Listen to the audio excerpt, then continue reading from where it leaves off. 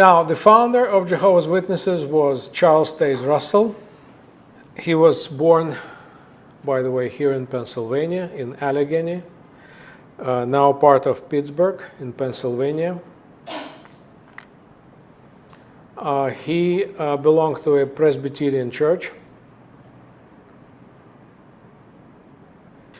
And as I said, like many religious thinkers of that time, at some point in his life, he became a skeptic.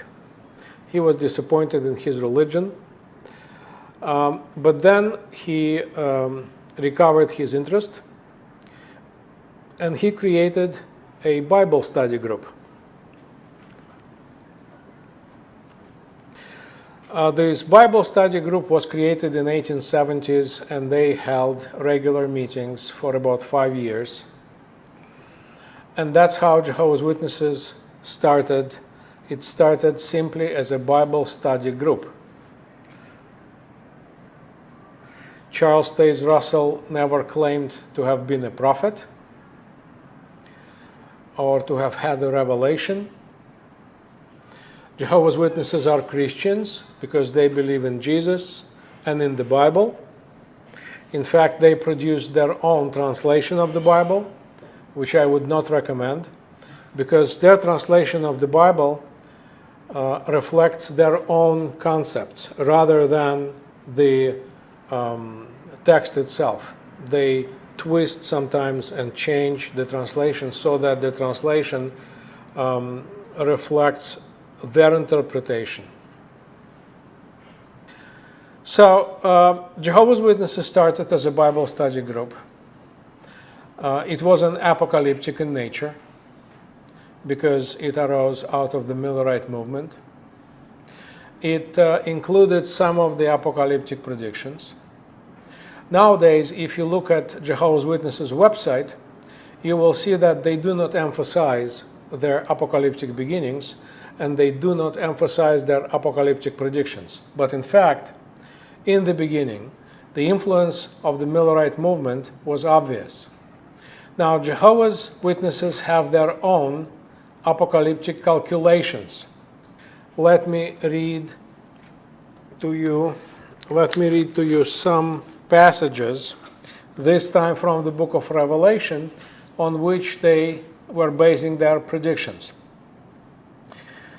This is chapter 12, one of the key chapters of the book of Revelation. And chapter 12 mentions 1260 days. This is chapter 12, verse 6.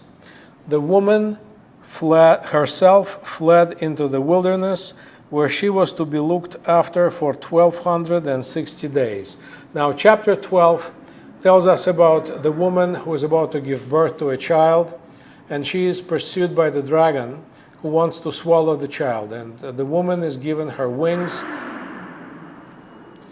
The woman is given her wings, and she is fleeing into the desert, where she will be kept for 1260 days. So that will become one of the key numbers for Jehovah's Witnesses. And yes, it seems that 1260 days, you will not use this specific number in a symbolic fashion. And later in the chapter, in verse 14, we read, "But she was given the wings of a mighty eagle so that she could fly to her place in the wilderness, where she was to be looked after for 3.5 years. So it seems that 1260 days equals 3.5 years. And then in some other portions of apocalyptic books in the Bible, we read about 7 years or 7 times. So if 3.5 years, 3.5 times equals 1260 days, then 7 times or 7 years would equal twice as much, 2520 days or years.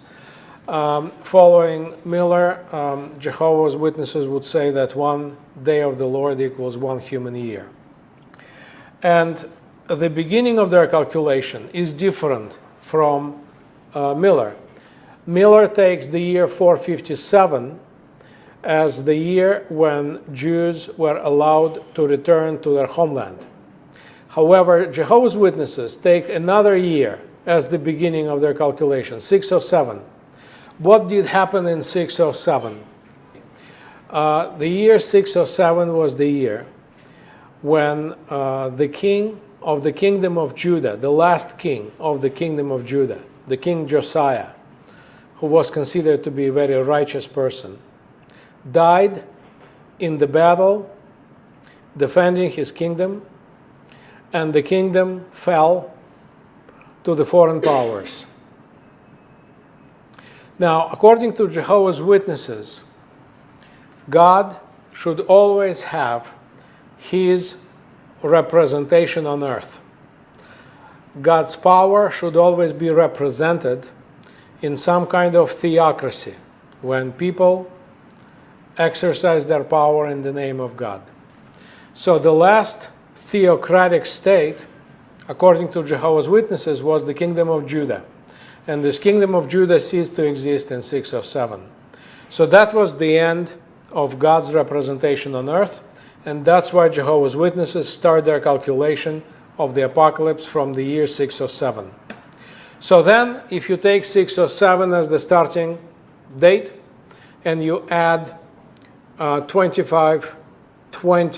years, you will get 1914, the year when the First World War started. And for Jehovah's Witnesses, this beginning of the First World War was the beginning of the apocalypse. We do live now in the apocalyptic age.